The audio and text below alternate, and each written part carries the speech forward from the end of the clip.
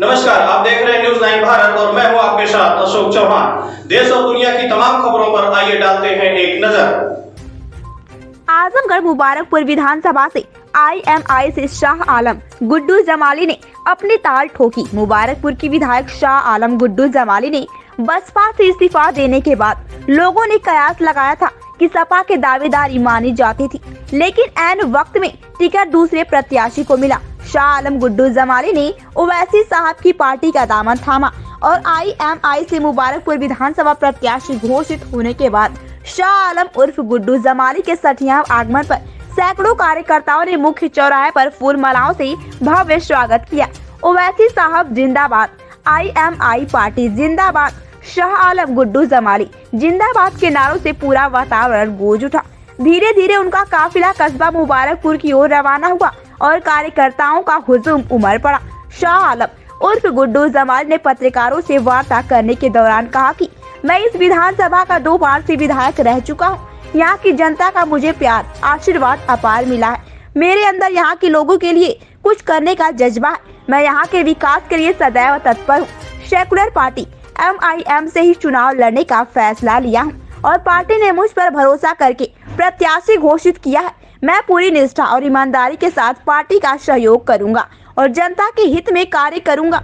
जनता इस बार भी मुझे भारी मतों से विजयी बनाएगी। इस मौके पर ग्राम प्रधान सलाउद्दीन इब्राहिमपुर, नोमान अहमद अशाउर और अबूशार भट्टा वाले, अली गुड्डू जीम आजम, नाउ सुलेमान अंसारी, सभासद आदिल प्रधान चकिया, वशी प्रधान लोहरा, लाल बाबू अमीलो, मेहताब खान, कस्बे के तमाम सम्मानित लोग मौजूद रहे। संवाददाता सरफुद्दीन आजमी की खास रिपोर्ट।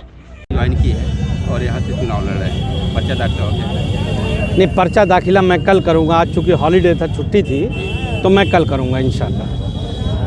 MIM का मतलब क्या है सर? देखिए, मतलब क्या भाई, MIM एक बड़ी पॉलिटिकल पार्टी है और मैं जिस दल में था पूरी निष्ठा ईमानदारी से था, किन्हीं कारणों से छोड़ दिया।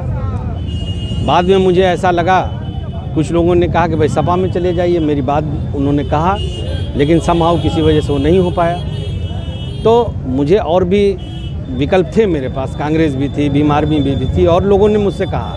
बाद में मैंने बहुत सोचा तो मुझे ये लगा कि चूँकि हम लोग यहाँ मेहनत करके एक सेकुलर प्लेटफार्म इस प्रदेश को, इस देश को दे सकते हैं।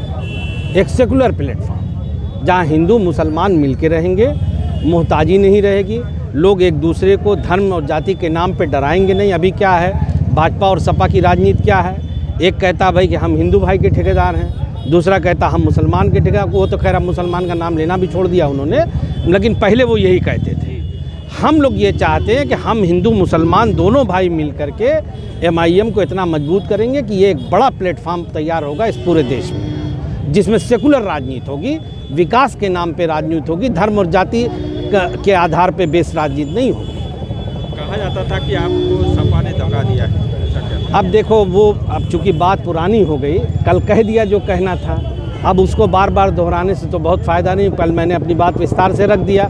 अब मैं किसी की कोई बात नहीं करना चाहता। मैं चाहता हूँ कि आप मुझसे मेरी पार्टी की बात करें, MIM की बात करें, मेरे क्षेत्र की बात करें, जनता की बात करें। वो सब पुराना इतिहास हुआ। जनता को क्या मैनिफेस्टो से क्या बताएंगे? देखिए, ऐसा है कि मैंने यहाँ पे 10 साल विधायकी किया है, मुझे कुछ बताना नहीं है। मैं कोई अननोन नहीं हूँ यहाँ। मेरे आचरण को, मेरे व्यवहार को, मेरे किरदार को, मेरे तौर तरीके को यहाँ का पूरी जनता जानती है। और मैं आपको एक बात ये भी बता दूँ, अभी एक साहब मुझसे ये सवाल कर रहे थे कि भाई बेस क्या है। मेरी जनता का, मेरी राजनीति का आधार यहाँ की 3.5-4 लाख जनता है। मैं ये मानता हूँ कि इस असेंबली में जितनी हमारी आवाम है वो पूरे मेरा परिवार है, वो मेरे परिवार का एक हिस्सा है। और मैं आपको बताऊं कि ऊपर वाला देखेगा, ऊपर वाला चाहेगा तो आप लोग देखेंगे कि यहाँ के बड़ी भारी मार्जिन से मैं अपनी जीत दर्ज करूँगा।